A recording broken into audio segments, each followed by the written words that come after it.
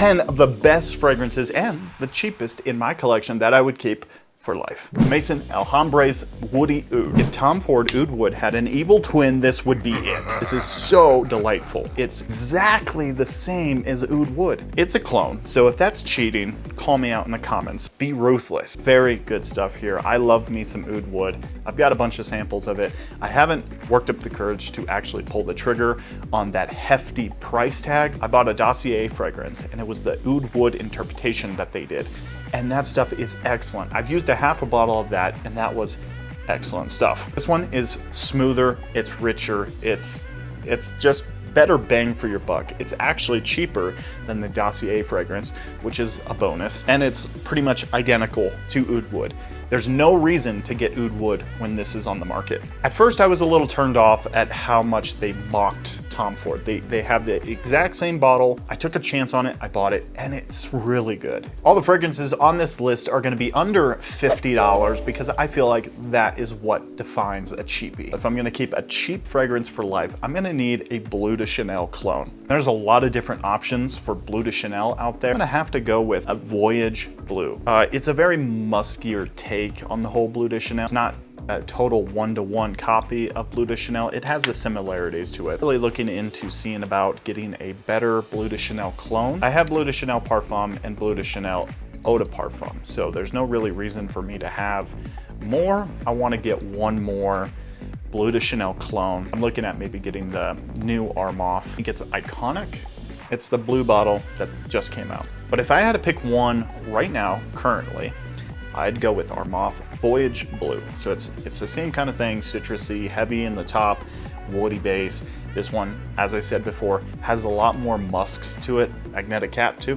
One of the best cheap citrus fragrances on the market right now, I believe. This one really got me into collecting. It got me into wanting to buy more cologne, and that's Lacoste L'Homme Intense. I mainly was intrigued by the original, and that's what really got me into fragrances. But Lacoste L'Homme Intense, it has better projection, it has the same scent, and it has more longevity. So it's just an upgraded version of the original, which is great. We always want to see an upgraded version of what already works. This is a beautiful signature scent if you're just willing to rock it all the time. Great stuff here. There's a note of rhubarb in here, which is a great note. It has a great unique facet to it. It's hard to describe, as I'm pretty new to describing scents and stuff, but it gets the job done. And it holds a special place in my heart because this DNA was what really kickstarted my whole fragrance journey. One of my favorite DNAs is the Dior Homme Intense.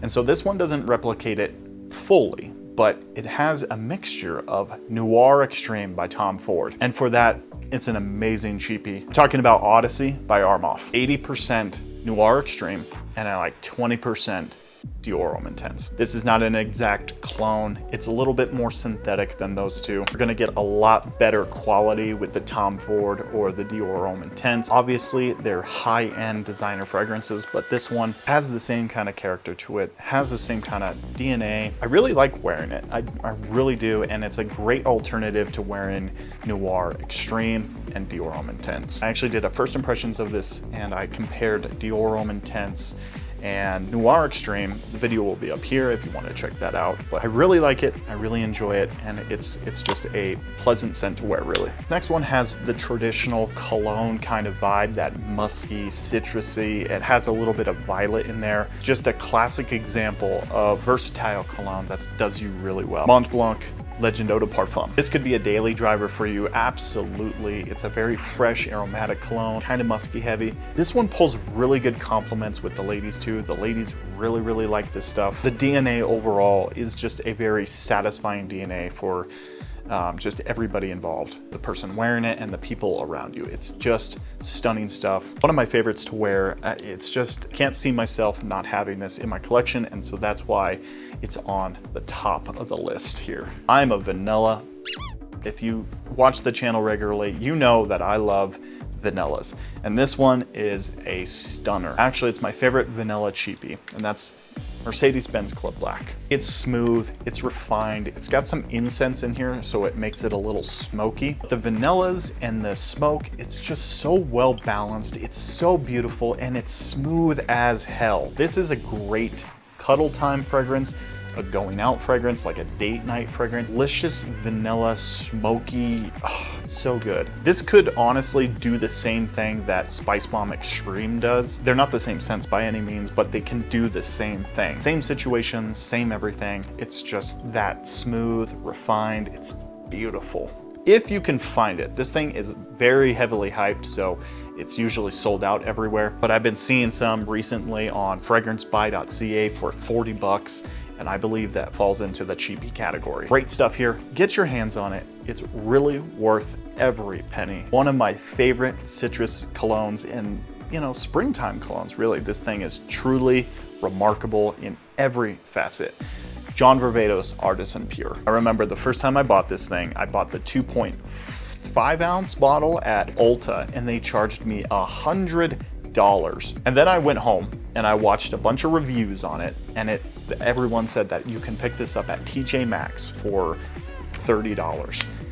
And I almost cried. So I returned it and I got YSL Eau de Parfum. This one is citrus heavy. It's beautiful. It's like, this is springtime in a bottle. I know Jeremy Fragrance refers to it as like the Miami Vice fragrance, and I would agree with that.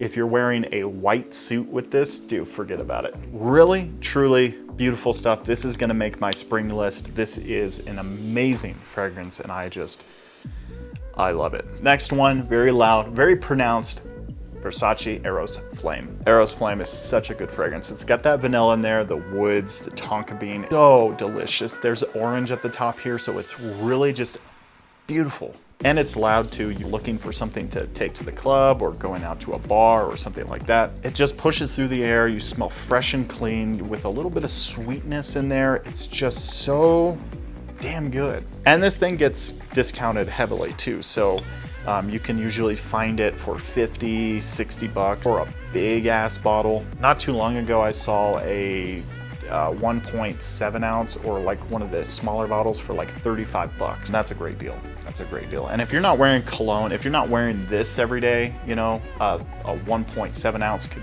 take you a long way, really. This is some really good stuff. My favorite is the Parfum version, an Eros Parfum. You can actually find that one for like 60, 70 bucks. So if you're tight on cash, go with this one. But if you want something a little bit better, I would go with the Eros Parfum. One of my favorites. I have a lot of cologne, and this is actually one of my top favorite colognes of all time, Lalique White and Black. I picked my bottle up for $43. This one has the same kind of Layton DNA, and Layton is like $200. So you're getting a steal. Even if this is 75% to Layton, it's still a complete bargain. But this is really close to Layton. It doesn't have that apple in the top like Layton does. Layton has this like really good apple at the top, which is just delightful, and this one doesn't have it. It has like more citruses in here, which is, I feel, even better, but still it's not like the exact same as Layton. When I first bought this next one, I was kind of ashamed of myself because I bought it towards the winter time, and I was a little ashamed of myself, actually. It's so damn good. That's Chrome Extreme by Azzaro. It has a little bit of that sharpness that the chrome line kind of has, and it's hard to describe, but it's like a synthetic sharp metal kind of vibe to it. It's hard to describe if you've never smelled it, but chrome has that within its DNA. It's very similar to Acqua di Gio's Profondo, and I love Profondo. This one is fresh, it's aromatic, it's got that marine kind of aspect to it, and there's a little bit of greenness, but not too much. And I wish I bought this one sooner in the summertime when I could actually wear it a lot more, but I've been wearing it here and there in the cooler weather, and it's so good. And if I was looking for cheapies for life, this would be high on the list. I'm always adding fragrances to my collection, and I love me some cheapies. So this might change even next year or 6 months from now. So let me know down in the comments, what are your 10 that you would keep for life?